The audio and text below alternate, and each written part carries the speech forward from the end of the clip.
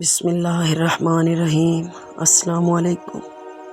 میں مر جائے تو عشق پختہ ہو جاتا ہے۔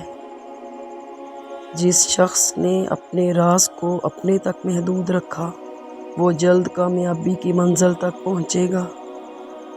پرہیز کر پھر اپنی روح کی طاقت دیکھ۔ کسی نے مولانا جلال الدین رومی سے پوچھا، دنیا کیا ہے؟ فرمایا، ہر وہ چیز دنیا ہے جو تمہیں اللہ سے دور کر دے۔ خدا جب کسی بدبخت کو دکھ دینا چاہتا ہے تو وہ بدقسمت ناشکری کا راستہ اختیار کر لیتا ہے۔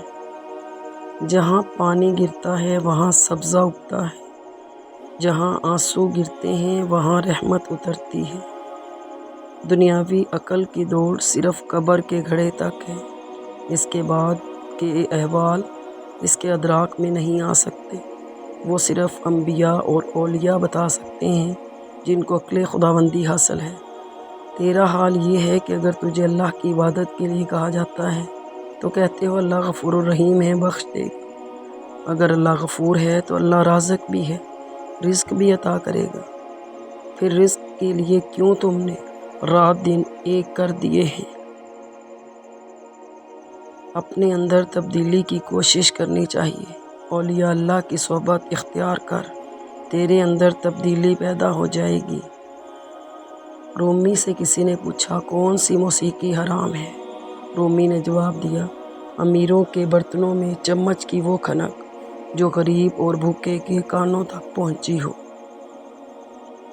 جس طرح نیند میں قیدی قید خانہ سے بے خبر ہوتے ہیں اور بادشاہ سلطنت سے بے خبر ہوتے ہیں، نہ کسی کو فائدے اور نہ نقصان کا غم اور فکر، نہ اس فلانے اور اس فلانے کا خیال۔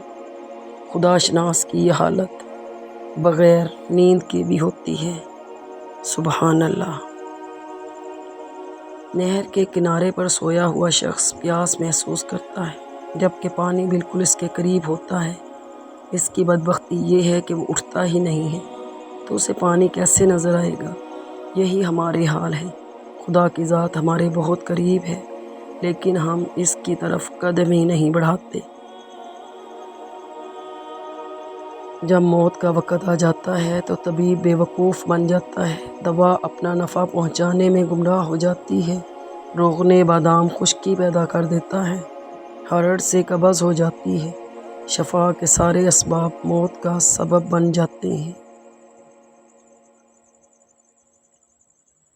قدر اور ضرورت۔ کوڑے کے ڈھیر میں ایک مرغ رزق تلاش کر رہا تھا، کریدتے کریدتے اسے ایک بیش قیمت ہیرا مل گیا۔ مرغ بولا، بے شک تو ایک قیمتی ہیرا ہے مگر مجھے اس سے کیا؟ اگر تو کسی جوہری کو مل گیا ہوتا تو تیری قدر کرتا، تجھے اپنی دستار میں سجاتا۔ میرے لیے تو یہ بہتر تھا کہ اے کاش تیری جگہ مجھے ایک اناج کا دانہ مل گیا ہوتا۔ سب مر کر قبروں میں جاتے ہیں لیکن اچھا انسان مر کر لوگوں کے دلوں میں چلا جاتا ہے اور لوگ یاد کے ذریعے اسے زندہ رکھتے ہیں۔ Thanks for watching. Please subscribe my channel. اللہ حافظ۔